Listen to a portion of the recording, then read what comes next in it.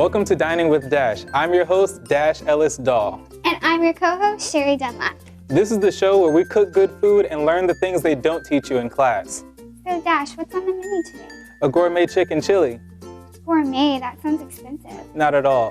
What do you think are some of the cheapest items in the grocery store? Canned food? And what does your mom always tell you to eat?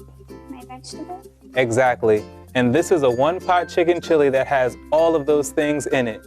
We've got onions, we've got bell peppers, cilantro, tomato paste, red kidney beans, black beans, garlic, jalapenos, diced tomatoes, tomato sauce, and even lime juice. Now the first thing that we're going to do is we're going to get our rub ready for our chicken before we sear it. Now this rub has curry powder, some salt, brown sugar, chili powder, and black pepper. If you don't have curry powder, it's at home. Not everyone does. I didn't until last week. So, Sherry, what I need you to do is just put all that into the bowl, combine them together, and then just whisk them up. And while she's doing that, I'm gonna get started on cutting our vegetables up. Now, the first thing I wanna do is cut my onion. You know, they always say onions make you cry, but I haven't really had that problem. They ever make you cry? Yes. How do you avoid that problem? A lot of times to avoid onions making you cry, you can cut them along the grain, which would actually be called a julienne. It's when you cut against the grain and break the membrane, that's when the juices are released that make you cry. People always think you're just getting emotional when you're just cutting some onions. Can you show me how to do it that way? Most definitely.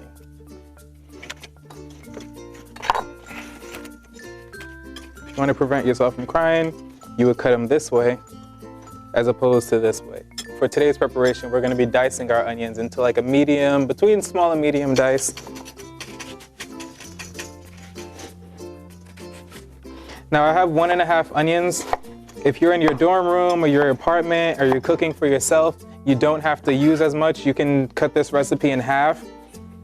But if you do cook the whole recipe, remember it's always something that you can have in the future and that you can save in your refrigerator or even your freezer. And it makes for a very, very, very good second recipe. You can put it for on tacos, add some cheese, some extra vegetables. What are you doing? You're good, just keep mixing it and just try to break up those lumps of brown sugar. Okay, so now that I've cut my onions, I'm gonna dice them up now.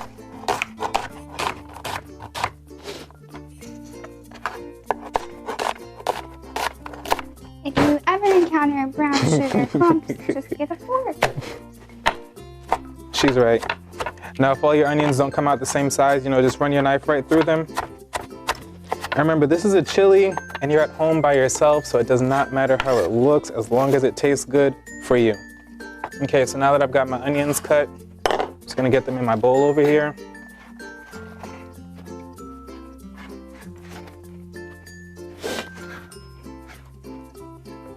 And I'm gonna get working on my peppers.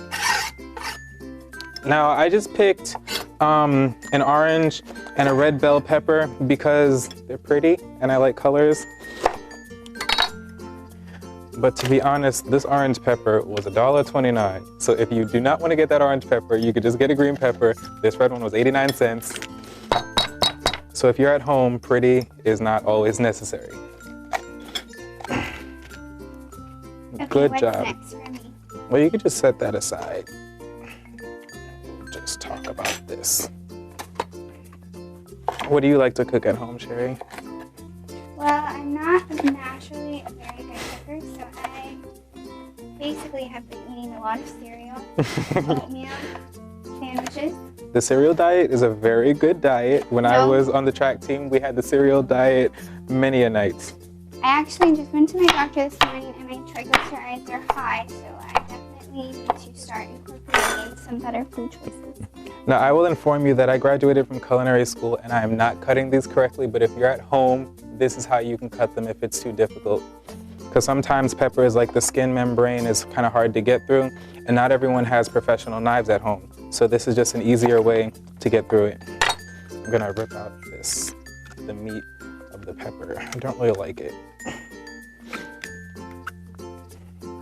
But I like this kind of a recipe because it has all the vegetables in it that you wouldn't really eat, because I hate vegetables. I don't like peppers, I don't like onions, but in something like this where it's all being cooked down, you know, it's all in there, so they can't say you're not eating it, but you don't really taste it as much when it's all together. You don't taste the individual vegetables. And my parents can like eat these just like raw like I this. love vegetables. Do you? I just don't really cook things. That's always a problem. So I'm just gonna dice up these peppers and then we're gonna work on some garlic. Do you like garlic? Oh yes.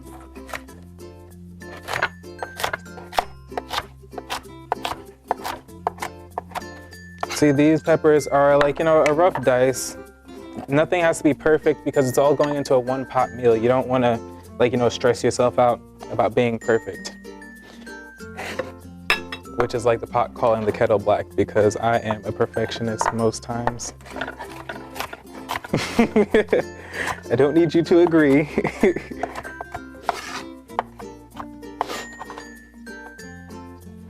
So, you know, just take the peppers in batches as you can. And just be careful not to cut yourself. See, not perfect, but it's getting the job done, and that's what we need. Okay, so now that we have our bell peppers done, I am going to work on a jalapeno, some garlic. I'm actually going to do the garlic first because the jalapeno's hot. And what are you doing to the garlic? I'm smashing the garlic to get the skin off. So what you do is, you know, you just take your clove of garlic, put your knife over it, smash your hand down onto it, and it just breaks up the garlic. Because I'm gonna be mincing my garlic. A lot of preparations, you know, you call for, well, it depends on what kind of food you're cooking. If you're making something at like some of the restaurants in New York where I'm from and where I went to school, they want things to be perfect. So they want their garlic to be all intact. But for this, since we're mincing it, you know, it doesn't have to be perfect. So I'm just gonna run my knife through it.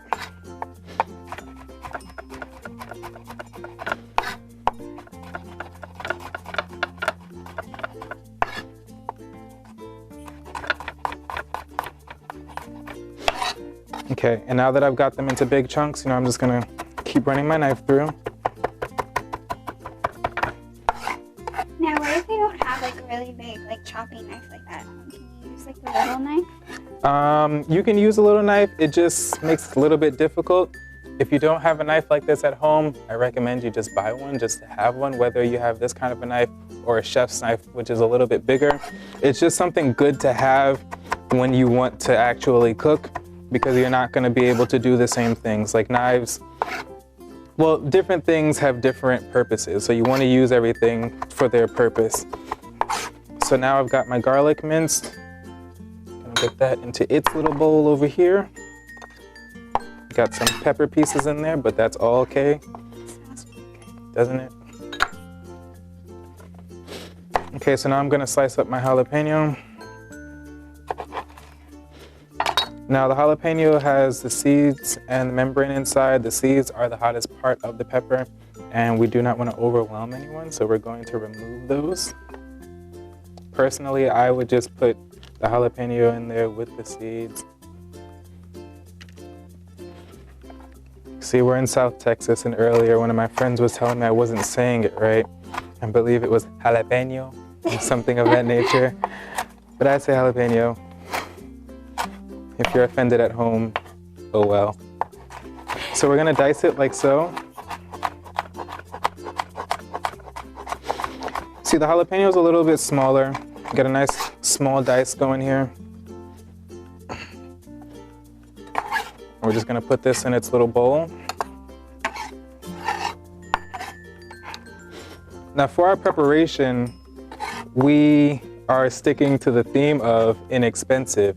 And a lot of times when you buy chicken at the grocery store already cut up, it's pretty expensive. Or you'll have to add things like chicken stock to add extra flavor. So for our preparation, we're cooking our chicken bone in. So when we come back, I'm gonna show you how to fabricate a chicken down with the bones so that we can start cooking our chicken chili. Young's Pizza is located at 625 West Santa Gertrudis. Young's Pizza has everything you need to fill your tummy. From pizzas, patooties, salads, and sandwiches, there is something for everyone. Give them a call at 361-592-9179. Thank you to Young's Pizza.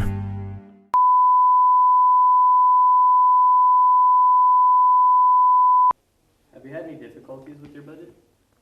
Definitely.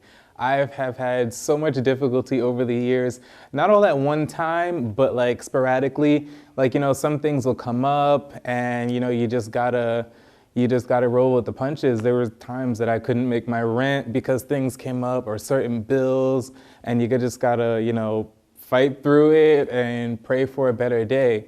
And, a lot of times I have to, I want to buy certain things when I go shopping, but then I'm like, well, I really can't afford that. So it's going to be ramen or spaghetti or like hot dogs for a few weeks. Welcome back to Dining with Dash. We're making a gourmet chicken chili. So now we're going to get our chicken ready and get it in the pot. But first we need the rub that Sherry made. And there it is. So we're going to sprinkle the rub on top of the chicken. And you kind of just use your eye. You're just sprinkling it till it covers it. Rub it around a little bit. I'm gonna put it down so I can use this hand for the chicken, sorry. Turn it over. Pour some more rub onto it. Now this is a rub that you can put it on it and let it sit for like 30 minutes if you want. You can let it sit overnight. But for today's purposes, we are gonna go ahead and get it right in there. So we're gonna put our pot on high heat. We've got about a quarter cup of canola oil in there. And so while that comes up to temperature, I'm just gonna keep rubbing our chicken. You wanna really get the rub in there. And we took off the skin because we don't want too much fat, and also we want the flavor to be on the chicken itself. All right, now we're just gonna bring up our oil to temperature. Smoke point is what it actually is called. And that's the point where the oil is hot enough and you could see wasps of smoke coming from it. All right, just wait for that to happen. And we're just about getting there. If you put your hand over the pot, you can kind of feel the heat coming from it and kind of determine when it's ready. And I don't know if you can see it, but I can see the smoke. So here's where we're gonna put our chicken in. Now I'm using the chicken breasts first, and then I'm gonna take those out, and then I'm gonna sear the chicken thighs. Now while that's going, I'm just gonna give my hands a quick wash. You always wanna make sure you wash your hands when you're cooking with chicken. You don't want cross-contamination. You don't want anyone to get sick from your food, otherwise they won't come back, and you always want them to come back. And that's looking good. It's just gonna take a few minutes to brown on either side.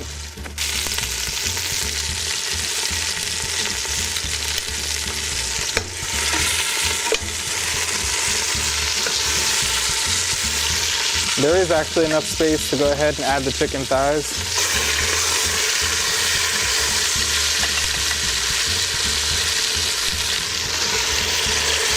Gonna add those in there.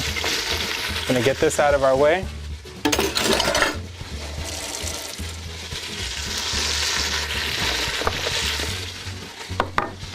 Now I've got a clean ramekin here for the chicken when I take it out, because when I take it out, then I'm gonna saute our vegetables and get the base of the chili going. Now this is a tomato-based chili, that's why we have the diced tomatoes, the tomato paste there, and our tomato sauce. So it's gonna resemble a beef chili in color, but the flavor is gonna be totally different. And the nutritional value is gonna be very different also. Just gonna flip my chicken breast over.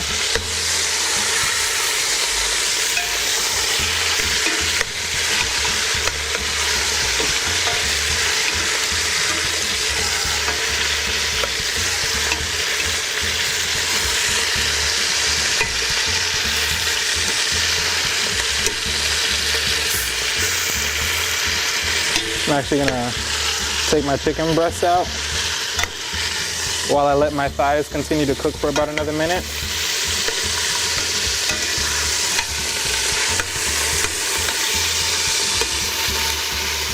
You can smell it coming from it.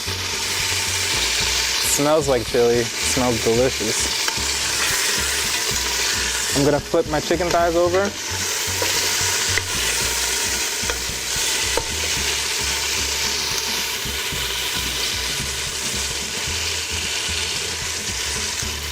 And let that go for about another minute or two. Make sure your pot is over high heat.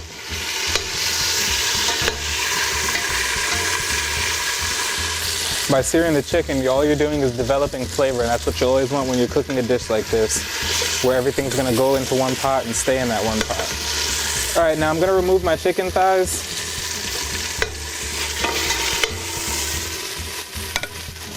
And I'm gonna set them aside to rest while I saute my vegetables. Now the first thing I'm gonna get in this pot are my onions.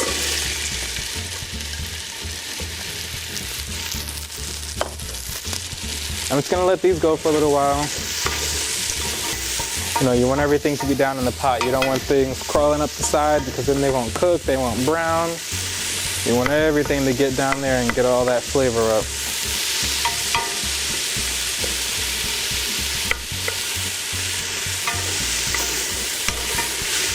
Like I said before, I don't really like onions, but when they're in a preparation like this, you know, you can't really tell they're in there and all you're getting is the flavor and it just tastes good. Okay, so I'm gonna go ahead and let these cook down for about another minute and a half. Then I'm gonna add my bell peppers, my jalapenos, and my garlic. And when we get back, we'll show you how to add the tomato product and get this chili base going. Young's Pizza is located at 625 West Santa Gertrudis. Young's Pizza has everything you need to fill your tummy. From pizzas, patooties, salads, and sandwiches, there is something for everyone. Give them a call at 361-592-9179. Thank you to Young's Pizza.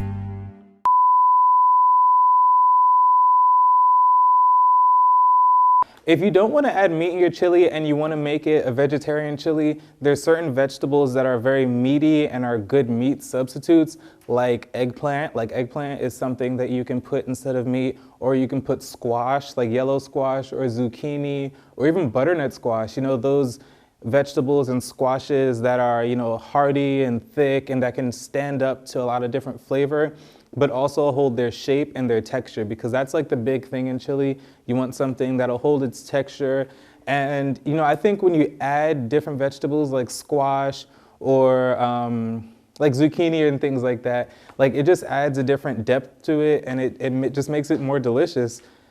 So just because it doesn't have meat in it doesn't mean it doesn't have to taste good, but meat's better. Welcome back to Dining with Dash.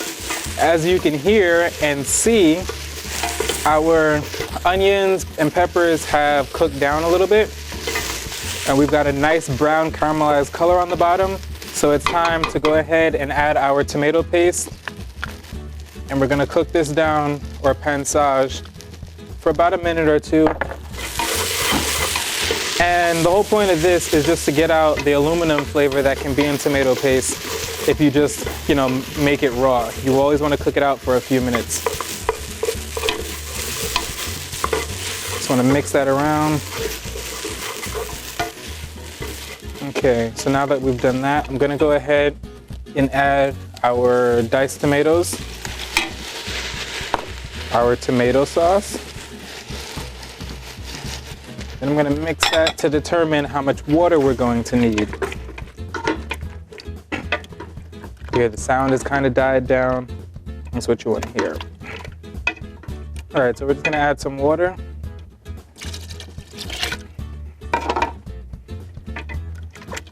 It's looking and smelling good.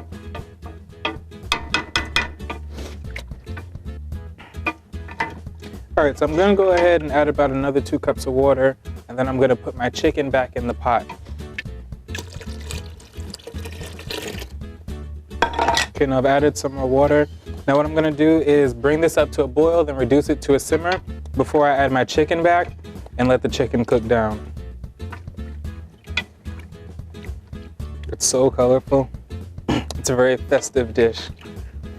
Can be eaten on many different occasions. Okay, so I'm just gonna let this go and let this come up to a boil. Get my chicken over here.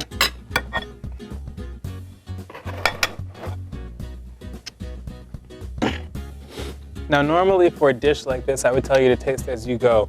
But for this particular dish, we're gonna wait until the chicken is fully cooked before you taste the broth. And at that point, then you'll decide if you need more seasoning. But right now, we're good with this one. Just gotta wait for it to come up to a boil. So I'm gonna go ahead and add our chicken to the pot and let that cook down. Now we have chicken thighs and chicken legs. So it's dark and white meat. The dark meat usually takes longer to cook, but it definitely has way more flavor than the white meat. The chicken breast, the white meat, we're basically using for body. Now I'm just gonna bring this up to a boil and let it simmer for about 30 minutes after it comes to a boil. It smells so good. All right, now it's come to a boil, so I'm just gonna let this sit here and simmer for about 30 minutes before I take the chicken out and shred it. You'll know that the chicken is done because especially on the thigh meat and the leg meat, the meat will start to pull away from the bone, and that's what you're looking for. You want it to really cook down and be kind of like pull apart, like a braise, like a pulled chicken almost. All right, so I'm just gonna let this go for 30 minutes and then I'm gonna come back, shred the chicken, add my beans, and once I add the beans and the chicken back to the pot, I'm gonna let it cook for another about 10 minutes and then it should be ready to serve. Young's Pizza is located at 625 West Santa Gertrudis. Young's Pizza has everything you need to fill your tummy. From pizzas, patooties, salads, and sandwiches, there is something for everyone. Give them a call at 361-592-9179. Thank you to Young's Pizza.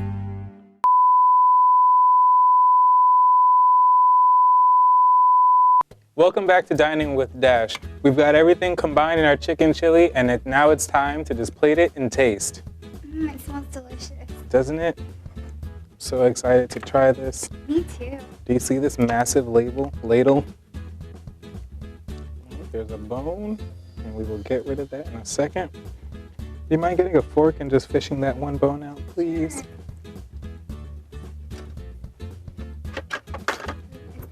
Or a spoon will work. We're college students making it work with what we got. And we want to say thank you to the Human Sciences Department for providing us with this beautiful, resourceful kitchen. It has given us everything we needed. Oh, this looks so good. I'm so excited to try it. So now I'm just going to sprinkle this with a splash of lime juice, freshly squeezed lime juice.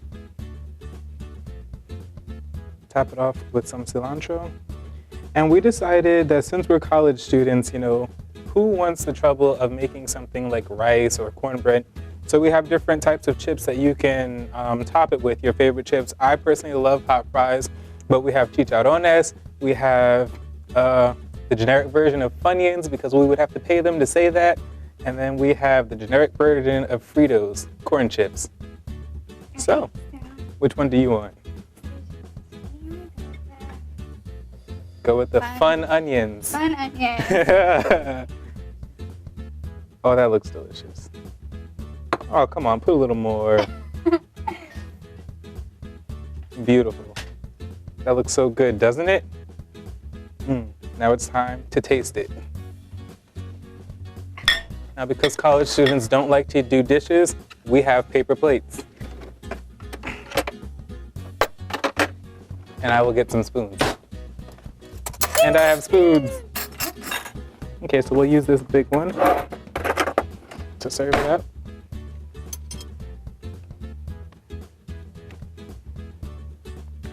There you go. Thank you. And now I'm also gonna add some hot fries on top of mine because I love hot fries. Oh, I hope they don't make us pay for that.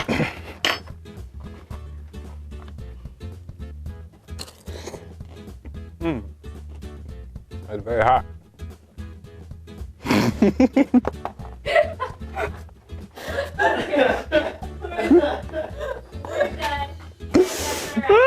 So what was going through your mind when you burned your mouth at the end of the episode? I was in agony. I was just like, Okay, first of all, Rachel Ray, Giada De Laurentiis, Paula Deen, Bobby Flay, all of you on Food Network, you make it look so easy. But I just wasn't even thinking about it. You know, the food just went straight from the pot to my mouth because I was like in the moment. So I wasn't thinking about the fact that it was hot. I didn't see the steam coming from it. I was just like, it was really hot. It was so bad. But I mean, we got through it, we laughed about it, you know, it was funny. And I think that, you know, that made it just all the more better. The fact that both Sherry and I burned our mouths. Because if it was just me, it would have been like really embarrassing, you know, if she would have blown on her food and then just left me there in the burn unit at the hospital. But you know, it all worked out in the end and I thought it was hilarious. You know, we had a good laugh afterwards. I still don't have my taste buds, but that's fine.